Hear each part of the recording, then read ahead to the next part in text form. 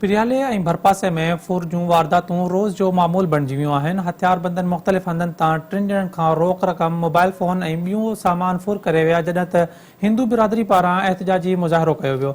राति जो देर सां शादी हाल वटां हिंदू बिरादरी जे नौजवान जगदीश कुमार खां मोटरसाइकिल सवार हथियारबंद हथियारनि जे ज़ोर ते रोक रक़म ऐं मोबाइल फ़ोन फुर करे फरार थी विया।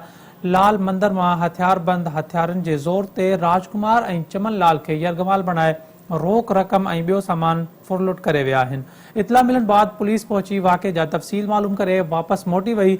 हिंदू बिरादरी जे राजकुमार, अॻूणे काउंसलर झोड़ूमल, चमन लाल ऐं ॿियनि जी अॻवानी में एहतजाजी मुज़ाहिरो करे नारेबाज़ी कई वई। एहतजाज कंदड़ मीडिया सां ॻाल्हाईंदे चयो त ज़ुल्म जी इंतिहा थी वई आहे। हथियारबंद मंदर में दाख़िल थी हथियारनि जे ज़ोर ते 2 ॼणनि खां फुरलुट करे विया।